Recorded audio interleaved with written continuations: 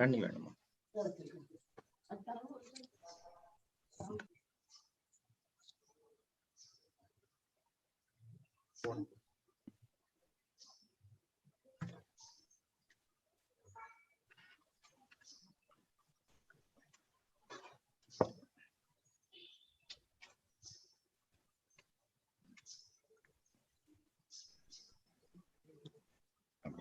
Okay.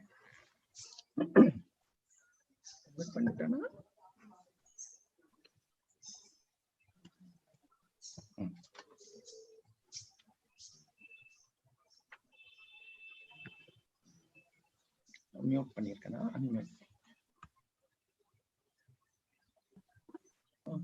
ஓகேல.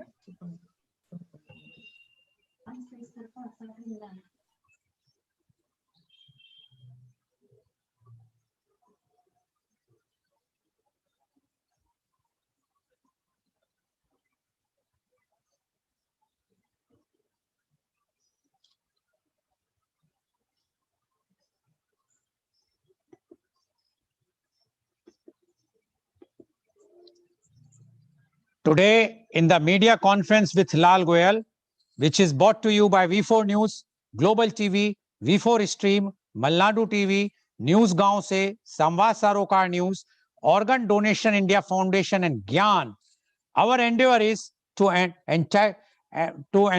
enlighten you. Just hold on, somebody wants to enter. Okay, sorry. Our endeavor is to enlighten you for the current topic, and today's topic is a very, very current topic, and that is, will Biden Kamala favor Indian policies? But before I will go to the main topic, I would like to inform you that today the world is having this International Holocaust Remembrance Day. International Holocaust Remembrance Day is an international memorial day on 27 January commemorating the tragedy of the Holocaust that occurred during the Second World War.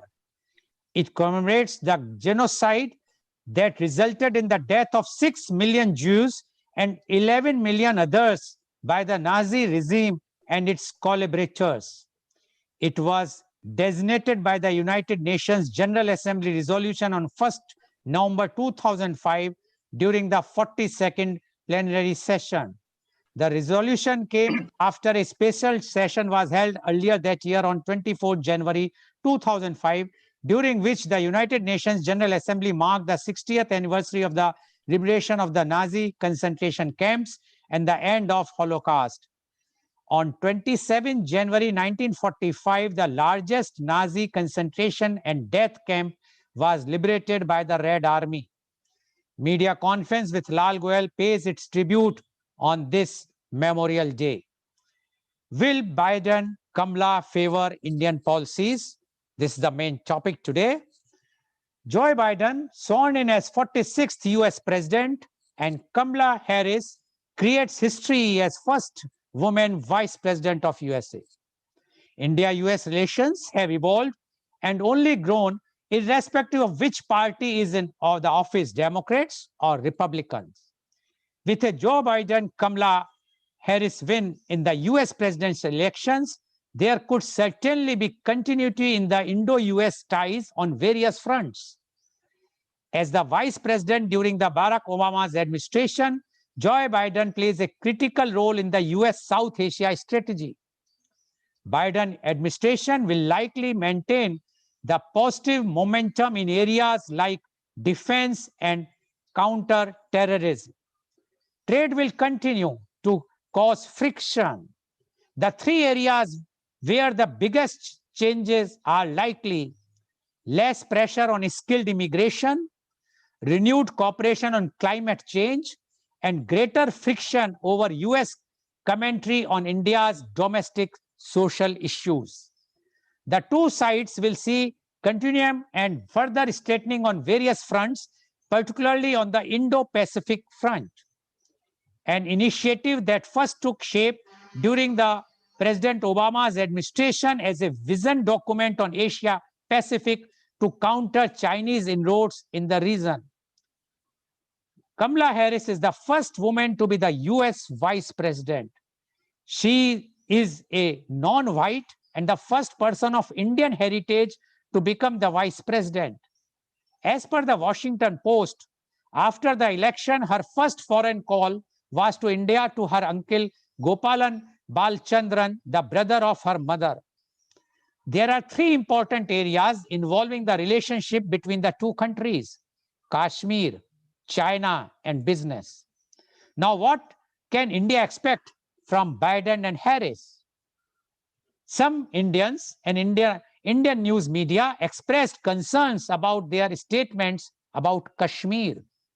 There is no doubt Biden and Harris will not be like President Trump, who had publicly stated, "I love India and Hindus."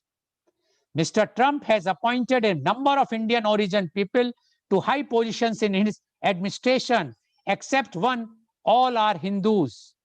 The exception was Nikki Haley, who converted from Sikhism to Christianity. Miss Kamala, raised as a Hindu by her mother, also became a Christian. After the dismantling of the Russian Empire, China started emerging as a world economic and military power. The changed political situation required the US to start taking India more seriously, as India is the only country which could rival China in Asia on the economic and military fronts. To keep America at number one, Americans have to adopt world first and not America first.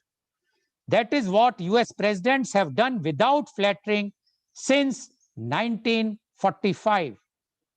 Biden is expected to return the presidency to the old value system that has always been about promotion of democracy, stability, human rights, cultural and religious freedoms, plurality, and inclusiveness.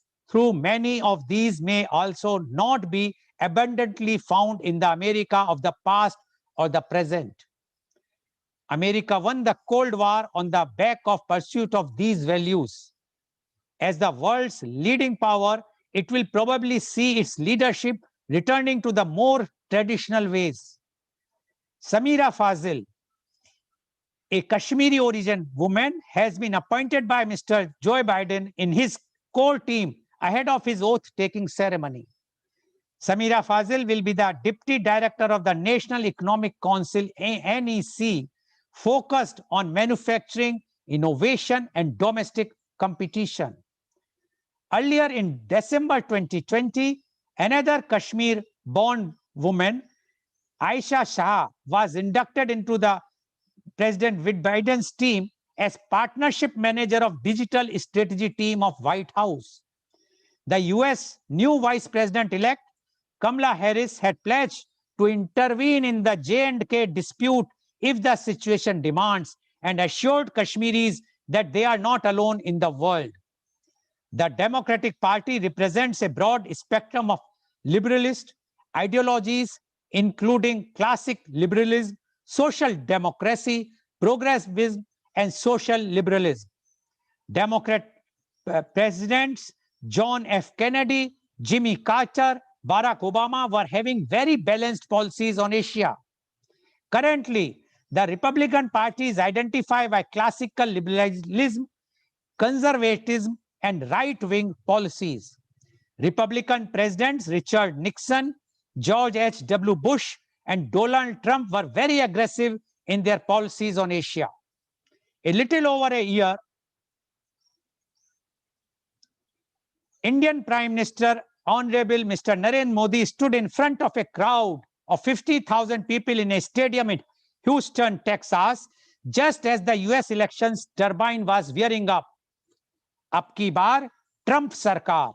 He declared, meaning roughly this time it is Trump's turn. The phrase was an adaptation of Mr. Modi's own electoral campaign slogan. Its significance was undeniable. Mr. Modi's team would later scramble to insist that the Indian Prime Minister had not endorsed Trump ahead of the 2020 elections. Yet it was impossible to see the choice of that phrase, and indeed the entire Howdy Modi event, followed by a repeat Namaste Trump performance in India in February last year, as anything but a tactic endorsement of the Republican candidate.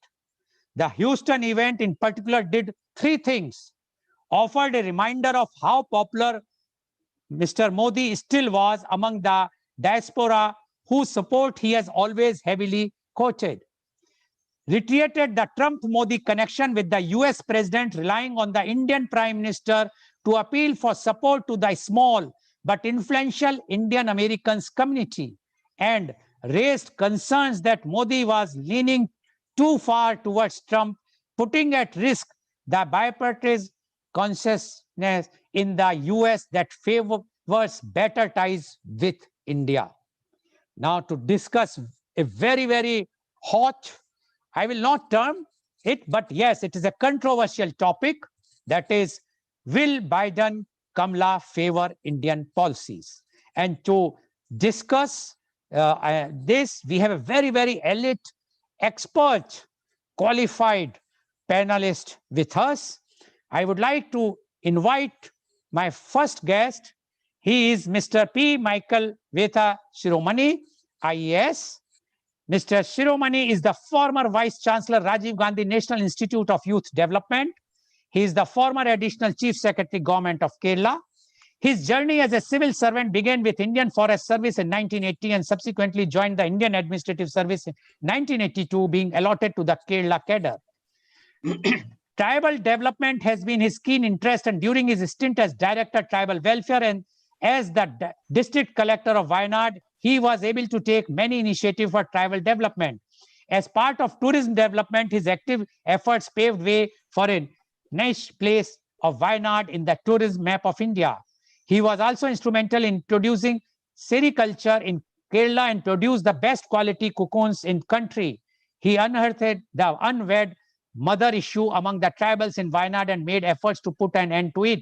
He also served as faculty member in Lal Bahadur Shastri National Academy of Administration, training 6 batches of civil servants. As Joint Secretary in NHRC, he established a training wing for human rights. In the field of disaster management, he edited a practical and application-oriented book named Source Book for the district collectors. During his tenure with International Federation of Red Cross and Red Crescent, New Delhi, he set up training division for disaster management.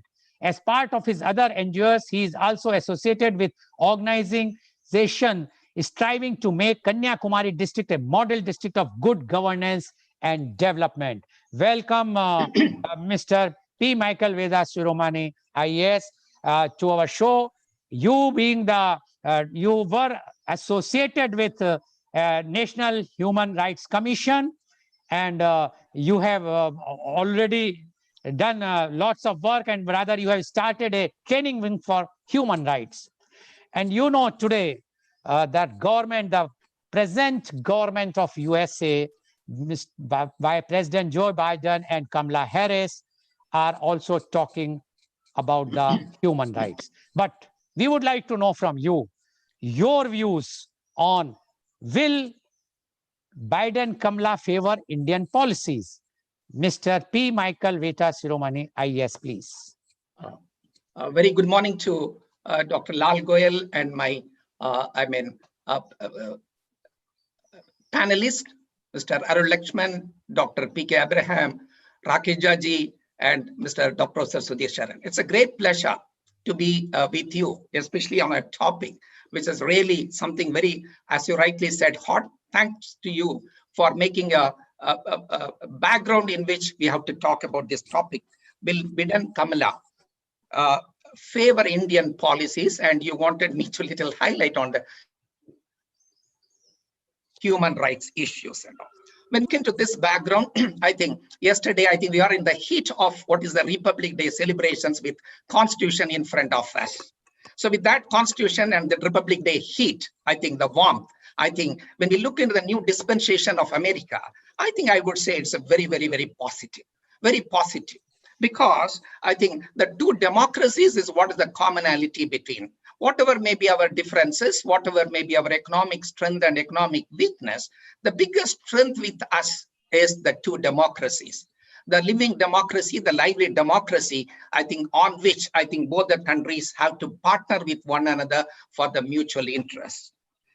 So the second thing is when we think it of the 2020 to 2021, when we are amidst in the same, I think, boat with the COVID problems, the problems of economic downfall for both the countries is very badly affected.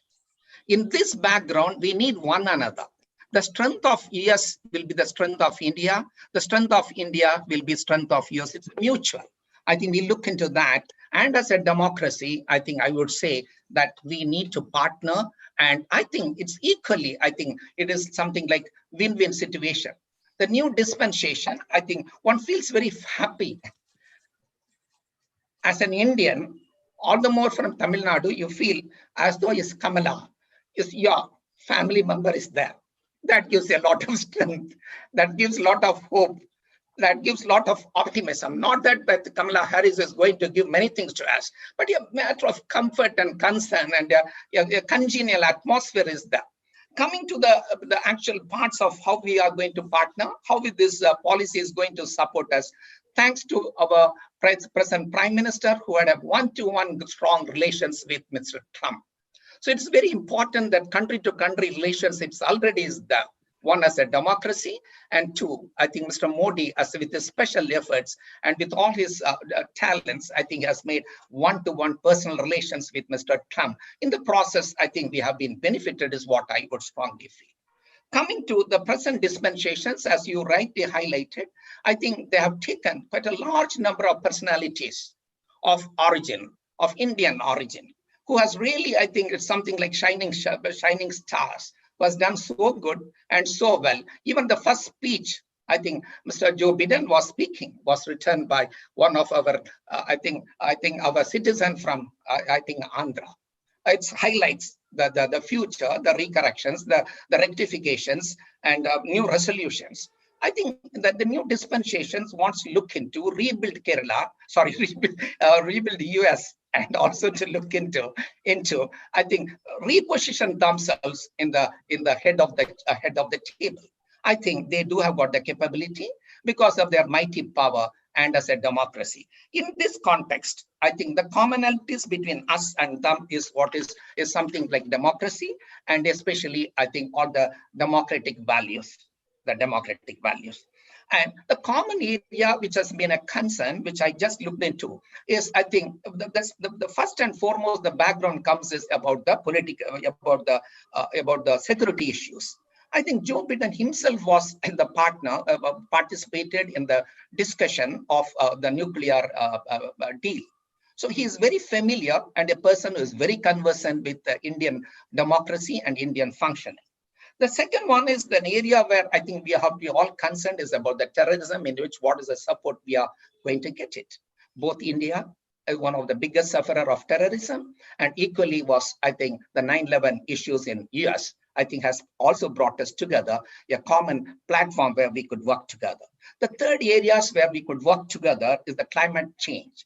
This is one thing, something we all have to be concerned, both as we as a developing country and I think US as a developed country. I think we look, I think, to the developed countries for technologies. I feel these are all the some areas where we can be, I think there could be a common partnership for a betterment and all. Now coming into the, I think when we take this as a stakeholders, I look into the Indian Americans. I think if I remember correct, around 40 lakh people are there, who are really the voice of, who has contributed greatly, and by virtue of their competence, they are there. I think they are in every field. I think they are really competent. They bring a pride to India. So that is an area where we can think it of. That the second area is the Indians who look to America. Yes, I think for every Indian, I think US has been always a target. I used to say a joke, if there is a heaven is offered and US is offered, I think many would prefer the line of US to go there and not. I think everybody feels proud that my son is in US, my daughter is in Houston and all. That I think even remain because of what they have done in the whole world and globally they are strong. Now coming to the security issues, I think the defense secretary, Mr. Lloyd Austin, has rightly said that we will deepen the relationship with India, both broaden and also deepen it. Now, this gives a lot of strength to us. But then also when we look into the newspapers, I think they have been also partnered with Pakistan. Should it be a concern for us? I would say no, because the US position there in Pakistan and with our neighbor, I think he has also said that I will specifically take up the issue of they should not harbor any of the terrorists there, which will pave way for, I think, India's both economic development. We all know that how much of India's resources are being depleted in that border. I think the position of we need something we look into. I think we need to worried about the US-Pak relationships that also need to be strengthened, because they are looking into the whole world how to reposition themselves. So their relationships means independent, and I think I would say their relationships will certainly, the presence of US will strengthen, I think, our ties with US, and also maybe they have already offered, as Mr. Lal said, I think Madam Harris has also said that she will be, I think, would like to, I think, find a solution to Kashmir issues. The Kashmir issues, it's our independent issues that we may look into. We may have a discussions or not. That is our political issues, which we will be doing it and all. Now, coming to into the trade and commerce, in this area, possibly I would like, every country would like to look into their own country's strength. I think we have got our own strength of our agriculture productions, possibly our own, I think, manufacturing sector in which we need to look into. But agriculture, we are very strong. I think that is on which I think we can rely on, because we have the self-sufficiency. But at this point of time, I would also like to, I think, acknowledge the great US contribution, the early days of our, I think, freedom, how much they have supported us in terms of food security and all. Now, coming to the last part of it now, will they support our policies? I think it cannot be a total, we can say that they will be supporting, but it will be case-to-case basis. But they need us, we need them. We need them, they need us. There's no doubt about it, because we are an important democracy. We have got a great principles. I think thanks to Nehruji of his non-aligned movement and all, at some point of time, he supported US, at sometimes he withdrew and stood it and all. That was India's uniqueness and all. In this context, coming to the few issues on the press media, the human rights issues, which you specifically wanted.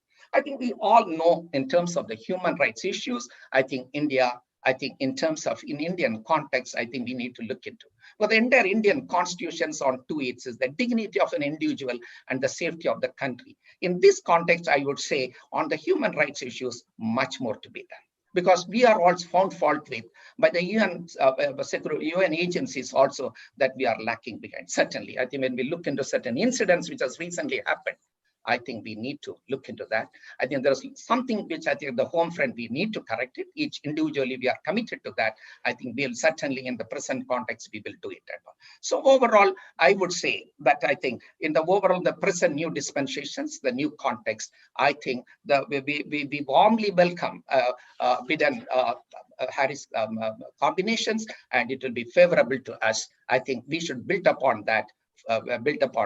Thank you very much for this great opportunity. I would like to listen from other panelists.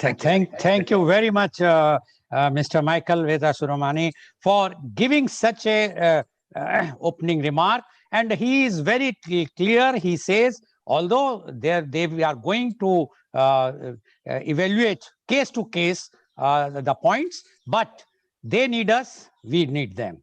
And that's why the US has no other option, and India also have no other option. Although they, and according to Mr. Shiromani, the relationship with our Honorable Prime Minister, Mr. Modi, with Mr. Trump will be a beneficial thing for their tie-ups between India and America, because it's a one-to-one relationship.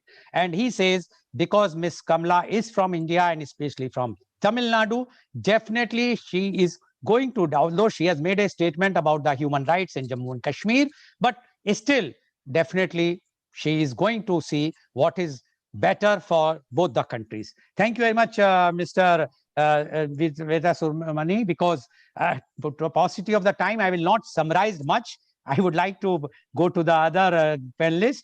My next panelist, I would like to invite Dr. P.K. Abraham.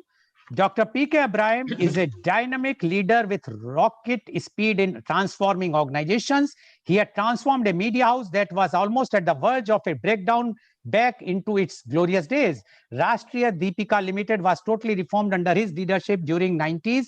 While he took leadership, the company had first Malayalam daily Deepika with 2 editions and a children's magazine and a huge balance sheet of liabilities. Dr. Ibrahim had totally expanded the company by bringing hundreds of youngsters into leadership role and creating a strategic revenue model around each of them. He had become the founder editor of largest circulated Malayalam evening daily, Rashtra Deepika, and founder editor of Krishna Kan, the first agricultural magazine in Kerala from the same media house. He had started a film magazine that had become a hit overnight. Women's magazine, career magazine, etc. were started one after the other under the same umbrella brand. Almost 20 years after later, today, Dr. Ibrahim maintains the same spirit of dynamic and strategic leadership, transforming establishments one after the other. At present, he is the CEO of True Coach Paints Kochi. Dr. Ibrahim was General Manager of Fertilizers and Chemicals, Travancore, popularly known as FACT Limited. He was Director of the famous MacFast Business School in Kerala and Dean of Xavier Institute of Management, Bengaluru. Welcome, Dr. P.K. Ibrahim, on our show. Dr. P.K. Ibrahim, you have heard what Mr. Michael has mentioned in his opening remarks. Now, we would like to know from you, will Biden, Kamala favor Indian policies? Dr. P.K. Ibrahim, please.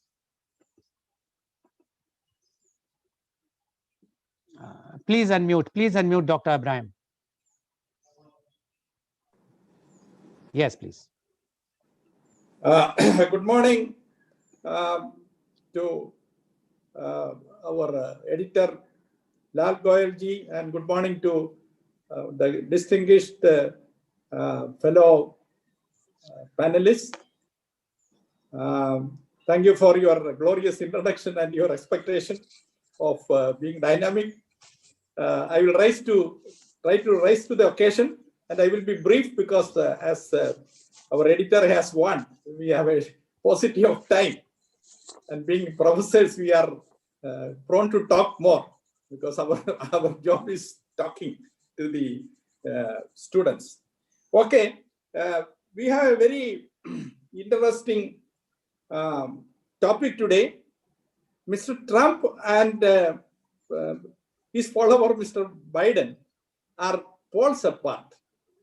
You know, Trump was highly mercurial, erratic, unpredictable, disruptive, and he will do whatever he wants to do. He doesn't care conventions or constitution or law, but he goes ahead and does. So they are poles apart in their as a president, as individuals. Their legacy will be also equally poles apart. Though they are different in many ways, and Mr. Biden is going to change most of the actions initiated and continued by Trump.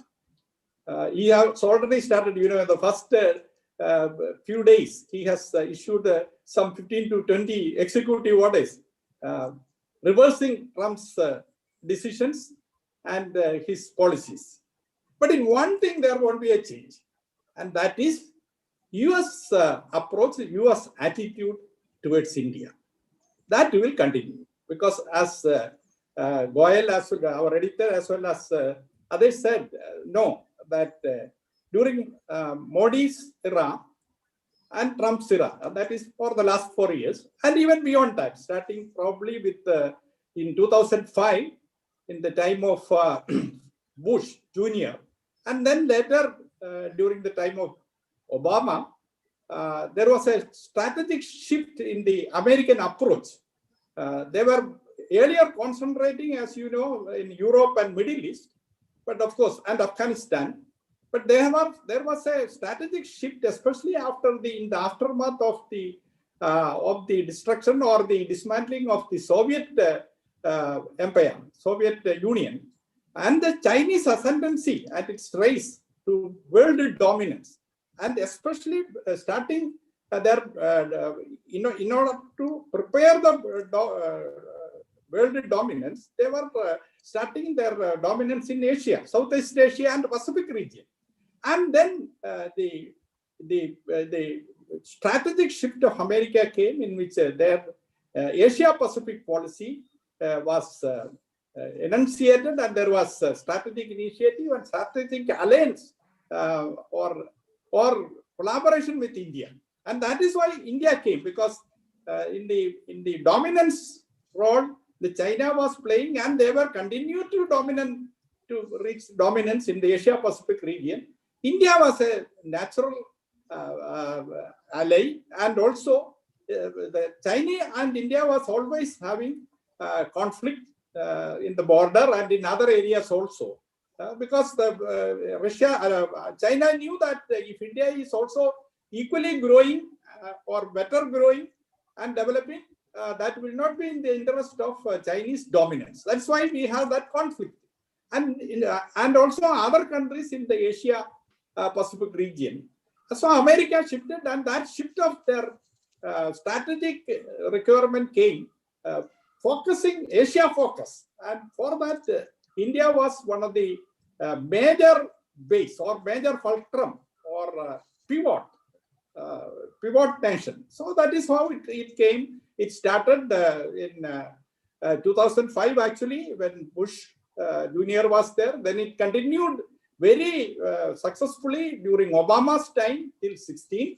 And then, of course, as they said in the history, as it said, the Obama, after that, Modi and then our Trump, they hit each other. You know, it was also the Howdy Modi and the Namaste Trump, all those kind of great camaraderie and then friendship and then show of togetherness. Okay.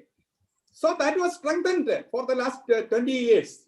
And Trump and Modi together continued that strengthening. And that is going to continue. It is not because any favor from the Biden, Kamala, or the largely Indian or Asian origin cabinet and close aides of Biden. It is not because of their favoring India, but it is the necessity of the time. It is in the strategic interest of both nations that they work together. So it continues. And that continuation will be definitely in favor of Indian policies. And that will lead us to get better technologies, better defense equipments, better other strategic requirements of India aligned with the American support. So that is one thing, one policy, or the policy which will be continuing.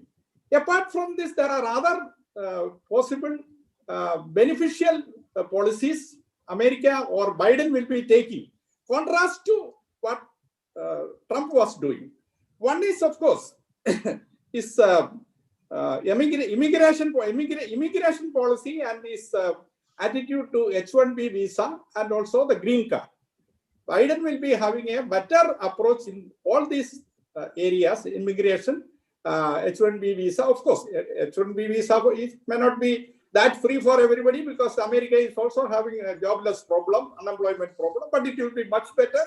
But in other areas like green card and more people are coming, that in that field, his immigration policy will be much more favorable to India than the Trump policies. Another thing is trade. Trade has been, India is our number one partner in the trade, investment, and export, service exports is the United States. Definitely it will continue. It will improve on both interests. My earlier panelist was saying that we are having a lot of strength in our economy, and we have many things to export and also to import, and especially our our services sector exports, and also agricultural, selected agricultural commodities, and imports also from United States, especially in the high technology areas, the imports, and the defense, strategic defense equipment imports. So that area we will continue as it was continued, as it was earlier. Then in the climate change we will be benefited. The climate change, Biden will having a very progressive green energy, green technology. And also another thing is that he is going to renegotiate the Iran nuclear contract, and which will be good for us because that will give us more cheaper oil. And that is another thing where we have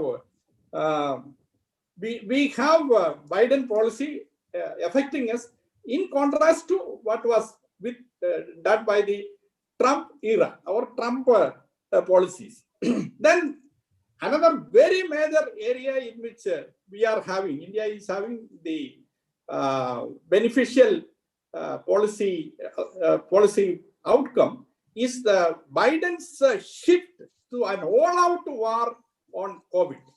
You know that Trump said that, oh, COVID is after all, it is nothing. He sold the belligerent or the restless style. He said that, oh, no COVID. What is the COVID? You don't have to wear mask and nothing. And these scientists, they say so many things. We don't have to care for that. And that led to the highest death in the COVID, and it spread. But Biden rightly took it as his first priority. And he took it as on a war footing, and he said that you should wear mask, and he made it mandatory to wear mask everywhere, especially in federal properties. And vaccine, he said 100 million vaccine. 100 million is more than 1/3 of the American population. 100 million vaccines in 100 days. That is his war on COVID. So by that, the economy will be revived. Everybody before the election said that, oh, if Trump is going there, stock market will go down, the economy will go down. But it was the other way around. You can see that the stock market is, their S&P and other NASDAQ and all that is skyrocketing. Please be brief. After Biden's coming. So this economic, I will be brief. Economic revival, which is now witnessing with the attack on COVID and Covaxin and the vaccine spread. It will be very good for India because India has the highest capacity to produce vaccine. And when America is aligned in that line, we will have great benefit out of that. Then, of course, we have the identity in our political, social, and economic systems, and we are similar in our approach because two democracies, and in the political, we are identified. The value system, we have identity. We respect human dignity, human freedom, all those human values. We have identity, and also in the international terrorism and cross-border terrorist attacks and all that, we are with them because they are also a country which is having the highest threat and highest damage from international terrorism, as we were also suffering. So these are the areas. Then, of course, we will be getting our next to China. Chinese students, the next biggest number is from India, who are pursuing higher studies in America. So it will be good for, they will get more acceptability, they will get more visa and other things. So in all these matters, the Biden administration will be very progressive, very conducive, very beneficial to India. It is not because Kamala Harris and a large number of others are there, Biden's immediate deputies and immediate associates. In the Biden cabinet, we can say that except Biden, almost 90% is Asian, African origin, Asian, Indian origin. But it is not because of that, because please conclude.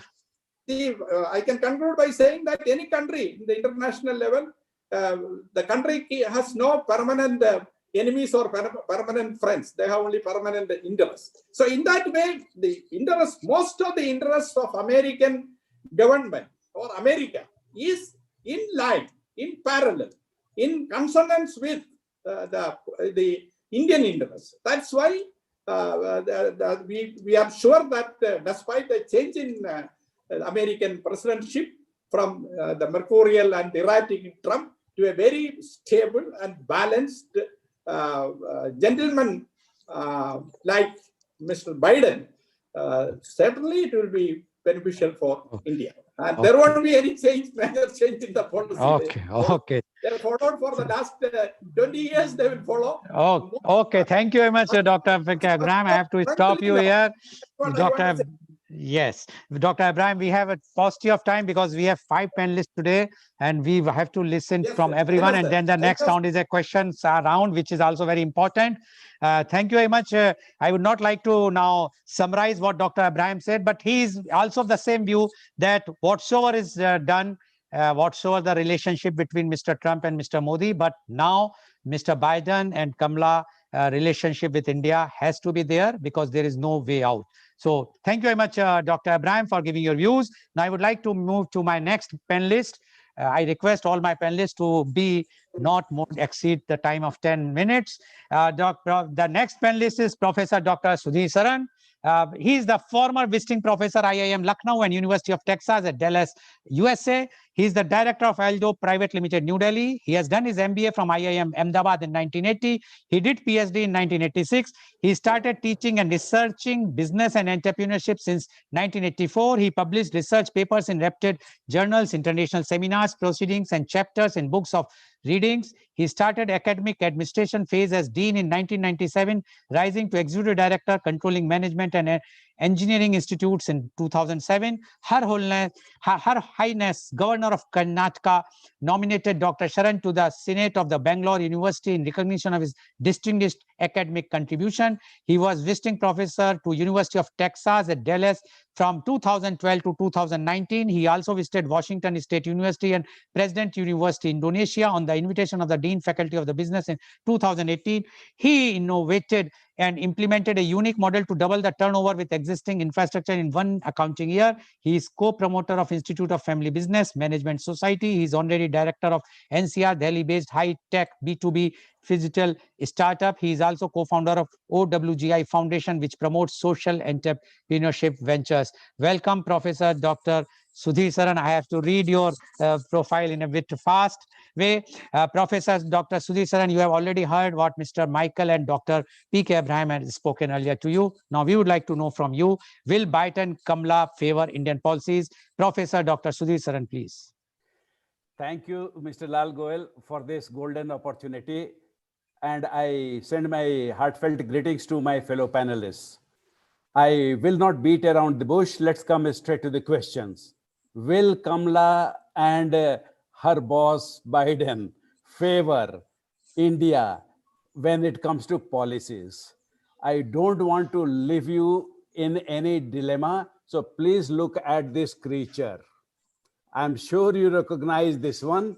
This is found all over the world, and it has one set of teeth here, which is only for display. And hidden from our view is another set of teeth, which are there to feed it and give it nutrition. So this is the metaphor to remember when Kamala and Biden policy support to India is discussed. There'll be one set of teeth for the public consumption, and there'll be one driven by the hard reality in the country of dominance, and that is United States of America. We should not have any confusion with respect to what is that going to be. So, Mr. Goel and my fellow panelists, this is the opening sentiment, and it is my personal sentiment. Let me say this one. But then I have been studying United States-India relationship for more than 40 years to date. The reason is I had to go to an American system university to do my studies. IIM Ahmedabad, which was a carbon copy of Harvard Business School. So that is it. Based on that one, now let us notice at some of the very important facts which are the drivers of the relationship. The driver of relationships are the state of, Department of State, what America calls, and the Secretary of State will be there. The another important person in the relationship will be the Secretary of Defense.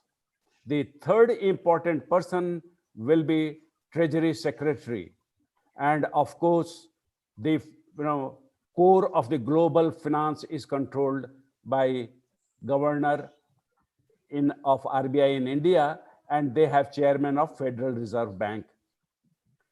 These are the individuals to keep an eye on. The other two things which we have to see is the 30 bilateral working groups have been constituted in the recent past. These 30 bilateral working groups are spanning all the 5 important areas: terrorism, space, health, then high tech, and of course, energy or climate. These two are intertwined. Clean energy, clean climate, and that is it. I'm mentioning this because we want to understand how much latitude does Biden-Harris government has and how much latitude our own government has in terms of maintaining the relationship and changing the relationships. Mr. Goel, we have plenty of room to play when it comes to cultural factors, because of the one good thing which has happened over the last 7 decades. Today, America has 40 lakh Indian American diaspora. This is the one which you've been talking about. Modi went there and got a royal reception. Trump was trying to get this one, and he lost it. He lost it, and after January 6, I think he has become extremely untouchable for the Indian diaspora, because those Indians left India precisely because they wanted more of democracy, not less of democracy. Those who wanted less of democracy went to European countries like Germany or England for making their future. I hope you are understanding these cultural points. I hope I'm making some sense here. Then US Secretaries of State and Defense with the Indian counterparts sat down 2 years ago, and they said, we reaffirm India's status as a major defense partner. I do not think Biden and Harris are going to make even 1 millimeter of change in this position. This is going to be plank of our relationship. We are going to be major defense partner, and more so in the years to come if China maintains its aggressive stance in this part of the country, in this part of the region. Then second thing is, I will keep to my time. Perhaps I'll create some more time for you. So the second important thing is, look at 2019 total number of $149 billion. $149 billion was our trade between the two countries. Now, that is not a big chunk for USA, which is a $20 trillion economy. But then what is important is politically sensitive topic of how much of American crude did we import. So America managed to sell us $48.2 billion worth of crude, whereas just a year ago, it was only 9 billion. So if this moves on, we also become a major economic favored partner for America, not only defense partner for controlling terrorism. Then finally, US supports India's emergence as leading global power. This is very important. Both Biden and Kamala are going to support us in this one because they think it is to their advantage to let India emerge as a leading global power and vital partner in efforts to ensure that Indo-Pacific region is a region of peace, stability, and growing prosperity. So you see, the 4 billion Indian American diaspora, the major defense partnership, the emerging favor for crude oil, and all the cultural things between the two countries. I think these are going to shape and control the direction of the relationship. Now, if we are sentimental, about Kamala being from South India, we have good reason to be, because they have a lot of soft corner and political mindless to gain by favoring India and Indians. They get to show that we are truly democratic and we believe in rights and we believe in equality, the fundamental values which they want that they be leaders in the world to propagate, maintain, sustain, and encourage. So these are the planks. I hope I was clear to you. I again conclude by showing you this animal. Don't forget that at policy level and a statement level, this will be for only display. The actual ones are hidden from sight. Thank you very much. Thank you very much, Professor Dr. Sudhir Saran. You are showing the symbol of Republican Party very clearly. It means still you have the ugly bar Trump Sarkar in mind, because the elephant is the symbol of Republican Party in USA. In India, it is a Bahujan Party led by Mayawati. So I am sure that by showing this, you are not again promoting that the Republican Party should take over. Now, Allow me to just make one comment here. To me, I am a biologist, so this is just an animal. I am not a political animal. Thank you very much, Doctor. yes. Thank you very much, Professor Dr. Saran. But because that discussion is not on biology today, we are discussing the political issues and the policies. But yes, you have made a very, very clear point. And what Dr. Saran has mentioned is because of the compulsion which USA is having, whether it's a cultural or financial or defense or because of the China, the US have no other option to support Indian policies. This is the crux of his views, whatsoever he has mentioned. And he says very clearly that Indians who have were supporting before 6th of January to Trump switched over because of one violence. Although I disagree, but that is my view. That is not I cannot precise. Unlike the other TV channels, media channels, I cannot shout on you. I cannot shut your mouth close, or I will not say, no, my views are the views, your views are not the views. But yes, this is the view what he said, and he's very clear saying that America relationship will develop further. Whatsoever things are there, emotional things are different, but otherwise on the reality, the things will improve. Thank you very much, Professor Dr. Sudhir Saran, and a special thanks for giving me the time to say something lightly also.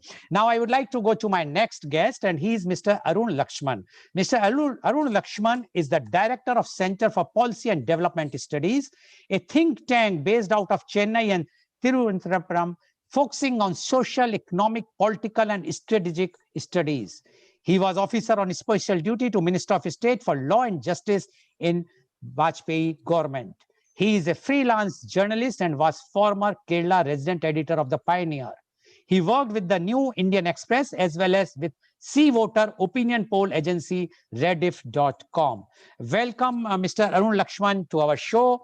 Mr. Arun Lakshman, you have heard three very eminent panelists, Mr. Michael, Dr. Abraham, and Professor Dr. Saran before you. And all the three of the view that whatsoever has been said or done or whatsoever the change in the US from Republican to Democrat, there will be no shift as far as the obvious shifters. Somewhat smaller or minor shifts might be there, but the major shift, there will be no major shift in the US-Indian relationship, and US will be either, I will not use the word force, but yes, they will be compelled or they will be intent to support Indian policies.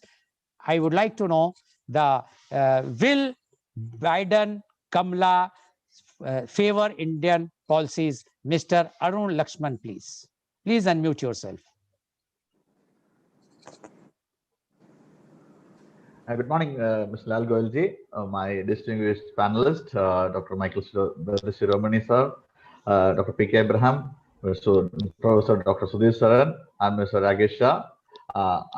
My salutations to all of you. Thank you once more for calling me to this panel, this distinguished elite panel. I do agree with my predecessors today, Mr. Michael Shiromani, Dr. P.K. Abraham, and Dr. Sudhir Saran on the same policy. I think there were doubts among journalist fraternity, among the think tanks, that where will the Modi-Trump relation was. It was a clear bonhomie between them as a personal front and as a political front also. As you earlier said, the Namaste Trump and the Howdy Modi were clear indicators, and even Indian Prime Minister making a statement in the United States soil that it will be Abki Bar Trump, Agle Bar Trump. That was also a sealed fact that India, or rather the Indian dispensation, which is governing now, was very close, or rather a partner like to the Donald Trump administration. But coming back to my point, I feel that Joe Biden and Kamala Harris, this duo, they will be, rather than forced, they will be compelled to have a good relationship, both all in social, economic, political, strategic areas with India. And regarding China, China is an area of big interest to all of us. China also, I think the same line which the Trump administration adopted will be adopted by the Biden administration also, because China, they also fear that there's a CPEC, the coming of CPEC, the issues in sea, in the South China Sea, all these issues coupled together. So China issue will be one of the major focal points between this Democratic administration of Joe Biden and the Indian government. Regarding the rights part of Kamala Harris had made that statement much before she becoming the vice president of the United States of America. I think they will mellow down on that tone and tenure regarding the Kashmir issue also. Of course, they will be more proactive rather than the Trump administration regarding the rights part, or intervening or commenting on this. Our Indian, as Dr. Michael Shiromani had rightly pointed out, the rights, there are certain areas of darkness or shady areas for our administration also to clear on the rights part. So I do agree with that. When as a democratic government in the United States, with Joe Biden and Kamala Harris professing for the right part, they will definitely make one or two comments on this. But in a larger or a broader extent, as Dr. Sudhir Saran has rightly mentioned, we will be the crude point, the crude import point from $9 billion to $48.2 billion. It is not a joke. It is a big trade game. So America will, as a major importer of the crude. So India is a very strategic, or India will be a very important trade partner for the United States, and that policy will stay on. So that will be very important. Secondly, the defense. India has been a major defense partner for the US for over the years, and it is again being increased, or rather the defense partnership or defense cooperation is improving between the two countries, and America is benefiting on that. And as Dr. P.K. Abraham said, the H-1B visa part, the immigration part, Biden will be more open, or the Biden administration will be more helpful to us and our students, the second largest diaspora of Indian students after China. So this in this part, India will be much more favorable by the Biden administration rather than the Trump administration. There were some issues regarding H-1B. Trump has openly commented on that, and all those stuff. That will not happen. And regarding the Pakistan issue, Pakistan will be a major point of interest, where we will have to see how the Biden administration will be coming out, and how will Kamala react to it, and whether that human interest or human rights part on America, what will be that part towards India. That will be a very crucial area. And as far as Iran is concerned, Iran also, Biden administration will be having a more lenient policy. That policy is good for us, as we can have the oil import from Iran also. That will be better for us, or beneficial for us. And I feel that the Iran relaxation, there will be relaxation policy from the Biden administration. So that will also be beneficial to us. And one major point I will also like to highlight here is the COVID thing. Just immediately after coming to power, Biden has signed an order for the compulsory wearing of masks, and the vaccination part in 100 days. 100 that's very important. As Dr. Abraham said, we will be a beneficial country for that, because we have a major vaccination. We are turning into a major vaccination manufacturing hub, so that will be very important. And the American economy will also surge ahead because of these proactive interest or proactive measures taken by the Biden administration as far as the COVID is taken care of. that the deaths reported in United States because of Trump, certain measures taken by the President Trump. He was undermining the scientific community, openly stating that there is no problem, there is no point in wearing mask and all those things. That reversal of that point, that thing, and bringing up the COVID, a major fight against COVID, it will be good for the American economy, and we can see it in the world stock markets booming like anything. The Nasdaq has come up, the S&P has come up. Indian stock markets have all the same impact. So I feel that the measures taken by Joe Biden, the first week of his administration, it will be beneficial to the world at large. And regarding the Paris Climate Accord, Biden will, as an environmental supporter and Democratic Party's policies, they will be in accordance with the Paris Accord, and that will also be very clean energy, green energy. That will be very, very, very beneficial to India also. So I think in that part also they will have to. We will be in a cooperative. Will be having a cooperation with the United States of America, and to me also, as all my earlier panelists said, there will not be a major radical shift in the Biden Kamala Harris policies towards India from the earlier administration. So India, not because of any favor or anything to be granted to our country, because we are also an emerging economy, we have also our own strength, and they do want to capitalize on those strengths, as Dr. Sharan has rightly mentioned, the import of the crude and the defense as a defense status. America always have their business interests and the trade interests at the core of their policies. Like he's shown the teeth of the elephant, the policies will be that part we will have to be very careful on that. But I think the Indian administration will also rise up to the occasion. And my only concern is the Pakistan policy. And I have one plus point of Donald Trump. He was the only US president who didn't send the troops across.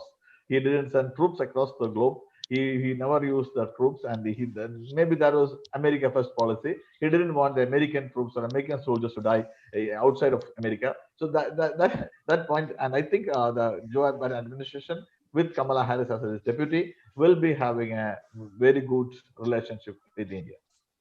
Okay, thank you very much, Mr. Arun Lakshman. And Mr. Arun Lakshman also agrees with all earlier panelists that there will be no radical change or the shift of the policy because of the many reasons. And the foremost reason is the trade, because India is very powerful consumer. Otherwise, if we will say the word is a consumer, India is a consumer, and US always goes for their benefit. They are like a business person.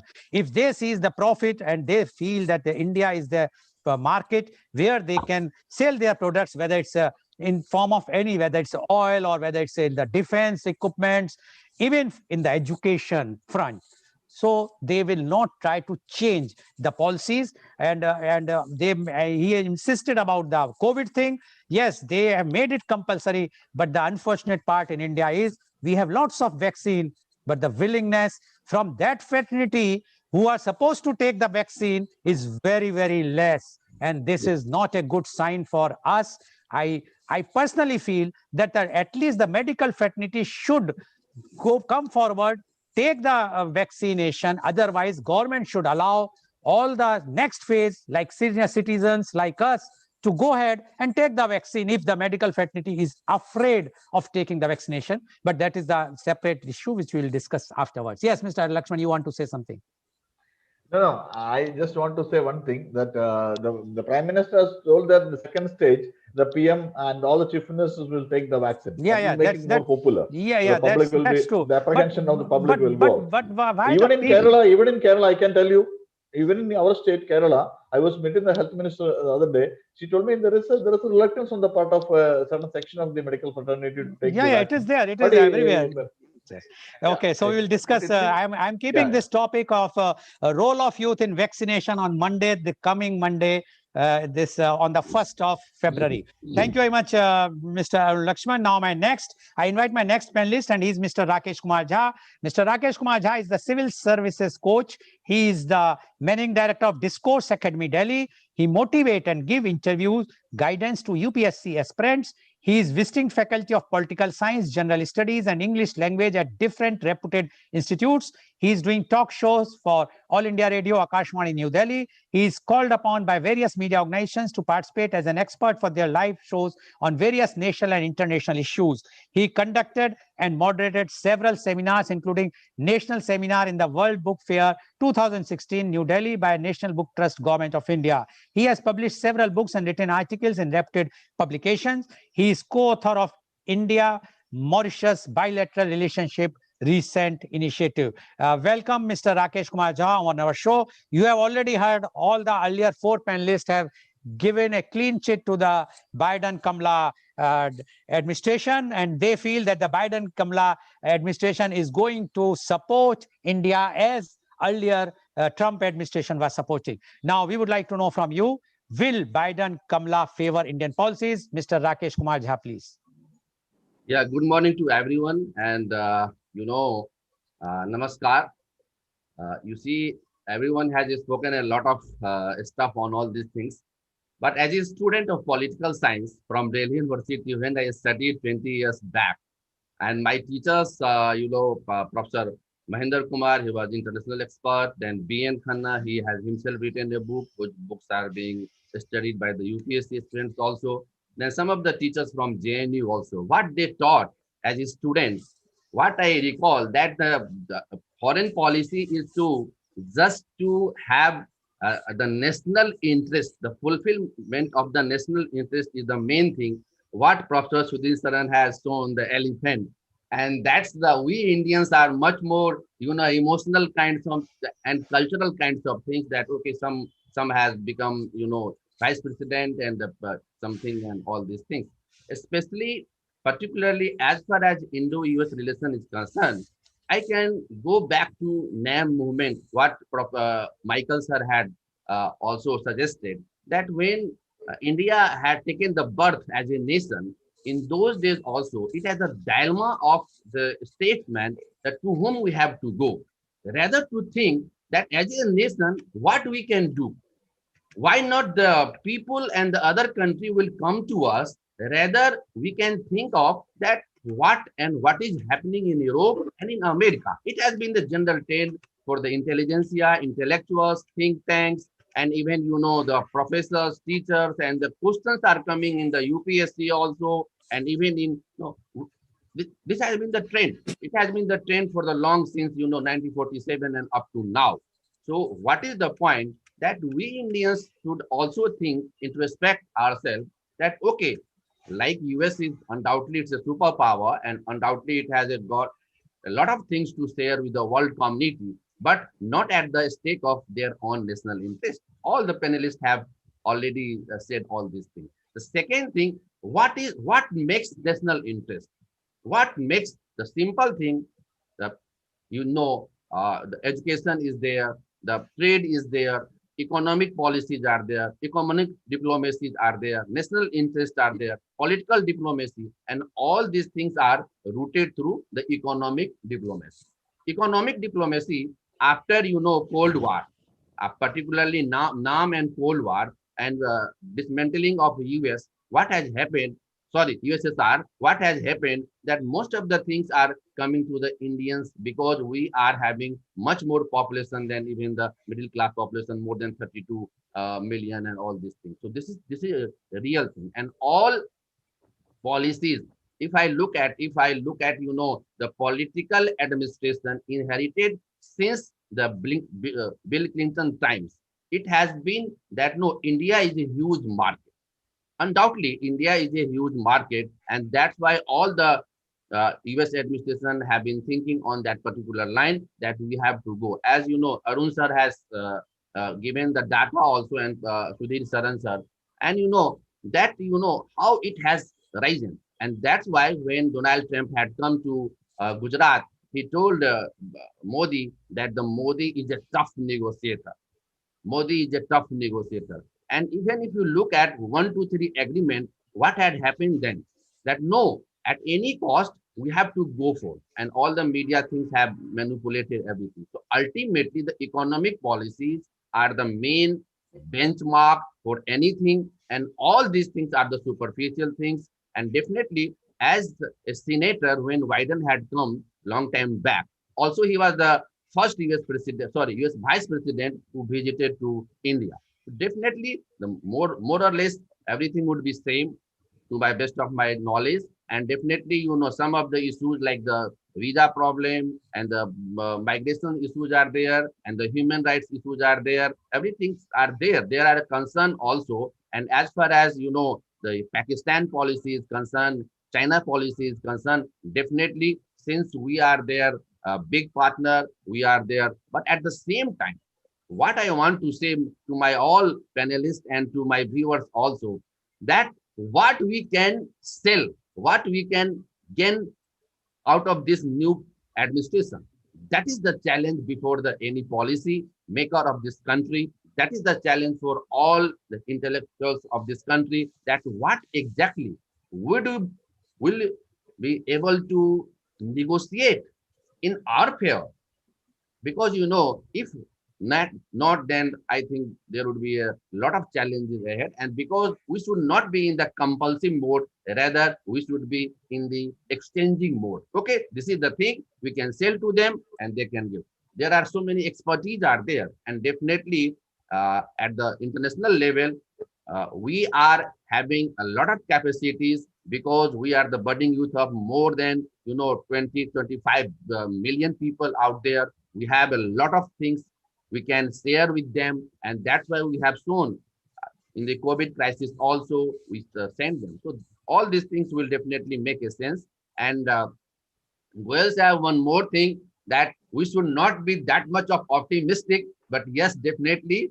And as all the seniors, I'm blessed to have that all the seniors like Michael sir, Arun Lakshman sir, Sudhir sir, Abraham sir, and I am blessed to have that you have given me such an opportunities. And when I was discussing with the High Commissioner of Mauritius, that Jagdishwar Govardhan ji, when I wrote a book that time, he was also saying that, you know, why I have deputed here, just to make maximum out of your country. That is the diplomacy, and that is the point that every country does understand. And definitely, we are growing day by day. We have a lot of things, and definitely a good start will be there. But at the same time, we should be very clever. We should be very smart. That like in cyber security cases, in the like all these terrorism issues, and some of the issues will be definitely at the same platform we can discuss. And but most of the important things are economic diplomacy. And here I doubt that whether our administration, I mean the Modi government, would be a tough negotiator in a real sense, in the realistic sense, or in theoretical sense only. So that's the concern as an intelligentsia, what I can say with all my viewers. Yes. Sir. Okay, thank you very much, Mr. Rakesh Jha. And as Mr. Rakesh Jha says that he had done his political science 20 years back, I would like to share that I have done my master's in political science 47 years back. But what you have said is correct, that yes, the US government wants the business. And if they feel that the particular government or any government in the world, they means the business, they would like to go with that government.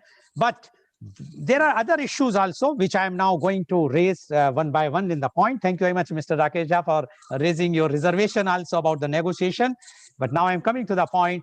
My question goes to Mr. Michael. Mr. Michael, we discussed about the human rights.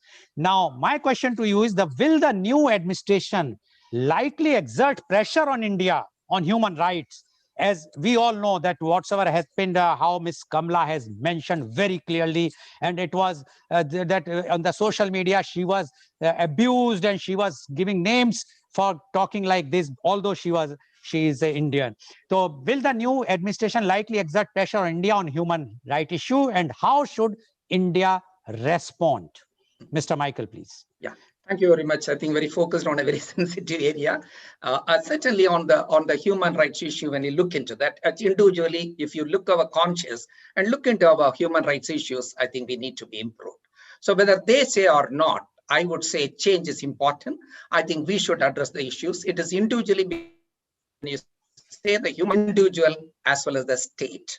So it's very important, I would say, even the United Nations, whenever it came into, they looked into this part of the human rights issues. So I would straight, I don't think that they will be coming to straight and because their human rights records is also not very great. Let us not find fault with that, but we need to improve our home front in terms of human rights. I think how to defend, we need not defend, by action speaks. I think if you look into our military, I think human rights, the violations are least. I think we should be proud of the Indian Army because they are one of the best in terms of human rights honoring. I think as a peacemonger in the world, I think we should set right ourselves and our human rights records should be better. The NHRC, the state human rights commissions should, I think, really, little elevate. Change is good. I think that change should be a positive change is what I would look into that. Thank you. Thank you very much, Mr. Michael, and being an authority on NHRC, if you are saying that some change is required, then it is really required. Thank you very much. Now, my question goes to Dr. Abraham. Dr. Abraham, do you think Mr. Trump, Donald Trump, although he was very close friend of Mr. Modi, but he was the president of USA who harmed the maximum this country, that is our great country, India? Can I answer? Yes, yes, please. Trump, I don't think he has harmed our country. He was actually supportive. But as far as Trump is concerned, we all know that he always say America first. World is only after that. America first policy was his. So he favored India to the extent it was favoring him. Other than that, I don't think there was no. Dr. Abraham, I can mention two things. First thing about the H-1B visa, which harmed the India very badly. Secondly, he put Indians commodities under the unfavorable. Earlier it was in the favorable thing. So exports have also been hit. So these things were done by Trump, although he was showing that he is very close. So don't you think he is playing a double standard game with India? Yes, I 100%. I forgot that aspect. What you said is absolutely correct. His immigration policy harmed India very largely. Secondly, his negative list and barrier raising by the excessive taxation. I mean, the international. What is that import duty and all that? It was harmful for India. There is no doubt about it. Okay, thank you very much. Now my question goes to Dr. Sudhir sir, and I am putting a caveat. See, I am asking this question as a devil's advocate, and I have to ask so that the perception in the public should go away. My question is Mr. Modi's closeness with Mr. Donald Trump harmed the relationship which is going to see in the next 4 years? Because what Mr. Modi has done, not a single earlier Prime Minister of India, at least, has done, that going to another country and saying that Agli baar Trump Sarkar. Can we also have similar thing that next time Canadian Prime Minister in 2024 comes here and say Agli baar Congress Sarkar or third person Sarkar, will we tolerate this? Don't you think this has given a negative aspect on our relationship or not? Dr. Sudhir Saran, please. So before I answer the question, I want to share a personal news. Here is the Laddu Ka Dabba. And this is because today my son tells, who married an American girl, that they are going to be parents. So I'm becoming a grandfather. I want to share the joy with every one of you all by symbolically offering the laddu with you. Congratulations, Thank you very much. Dr. Sudhir Saran, and you have already shown khane ke aur dikhane ke aur. So you are going to show us the laddu, and you are just showing us. Fine, no problem. This is because of coronavirus. Yes. Okay. Now coming to this one, you see, we must realize today, after 2010, the world has become very, very complicated when it comes to taking positions. We are very easily mistaken about, the way things are going on. And I will, very much tell that the diplomacy of the old kind is going to be the savior and going to be once back in circulation again. The old diplomats face challenges much tougher as we are doing, but then they never were caught on the short foot. You see, the American miracle or the surprise is because the millennial generation is registering like mad. In Georgia, if the two senators won, it is by a margin of less than 20,000 and 50,000. And in a vote base of 50 lakh people, it was just those young people who are gaining a bigger media share, bigger mind share than their number. If our old aged politicians do not notice this one, I think we'll get into bigger problems than what you pointed out. Surely we are exposing ourselves by precedences, by saying that we are favoring one person for a president position. And you are very right. Every other country now gets a license to come back to India and support any party of their preference who toes their line and their policies. This has been the game. So you are very right. It has become a very slippery field, and the politicians and bureaucrats should tread that field very, very cautiously, using highest level of diplomacy in the relationship. Okay, thank you. Thank you very much, Dr. Sudhir Saran. Or in other words, we can say that Mr. Trump's, through his tactical move or his double standard, he used our Honorable Prime Minister for his benefit, but he could not get the benefit what he wanted. Anyway, thank you very much, Dr. Sudhir Saran. Now my question goes to Mr. Arun Lakshman. Mr. Arun Lakshman, will Kamala Harris Indian roots be a bane or boon in the Indo-US relationship?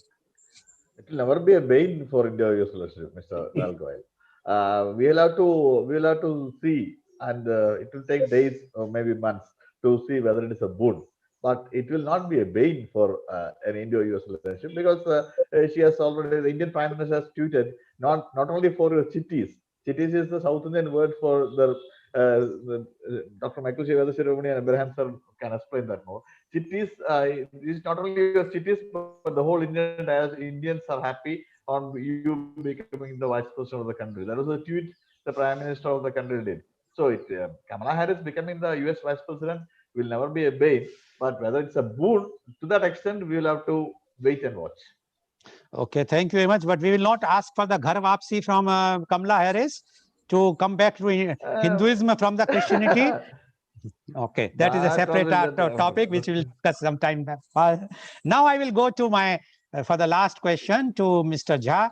Yes. Will friction over trade protectionism, because there is a protection of trade protectionism which has started, and H-1B visa get resolved under the new administration? What point I have raised, that H-1B visa is been restricted by Trump, as well as put in the unfavorable country. So will it be resolved by the new administration? Yeah, definitely.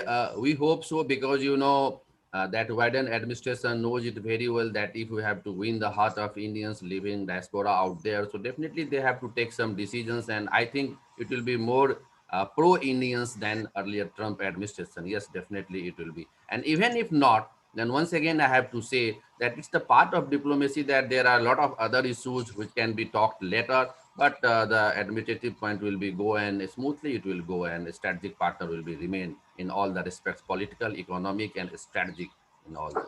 Yeah. Okay, thank you very much. So today you have seen that how all the viewers, all our panelists have given a very, very strong views, and they says whatsoever has happened with Mr. Trump or Mr. Modi's relationship, or Mr. Trump showing so much closeness to India, but there will be no change, a radical change in the shift of this Biden-Kamala partnership or the presidentship or the vice presidentship policies towards India. And they are going to favor Indian policies. Rather, they have also, our panelist has also extended that it might be that it will be more favorable than Mr. Trump, because it has been admitted that what Mr. Trump has done, he was showing, as our one of the panelists has shown the figure of elephant, that he was showing the teeth which are showing very favorable to India, but for internally he was harming India, and he has harmed India in a very, very big way because of the H-1B visa, because of the unfavorable country as far as the imports or the exports are concerned. So I am sure that this new administration of Joe Biden and Kamala Harris are going to go back to Obama time, when they will be having a balanced position for our policies, and which are required very badly as present time. Thank you very much for joining us. And today's program has been live telecasted by V4 News, Global TV, V4 Stream, Malnadu TV, News Gaon se, Samvad Sarokar News, as well as it was shown live on Facebook and YouTube. And our endeavor is to bring to you every day a new topic. And tomorrow's media conference with Lal Goel at 10:30 a.m., our topic is Women and Higher Education. And the panelists are Dr. Rajiv Anand, Senior Psychiatrist and Marriage Counselor, Mumbai, Miss Manju Sadangrangni, Educationist, Mumbai, Miss Shamshir Shri Sen, Vice Principal, NL Dalmia High School, Mumbai, and Miss Madhu Dhankani, Business Women, Spain. She is joining from Spain. So please tune in tomorrow for media conference with Lal Goel at 10:30 a.m.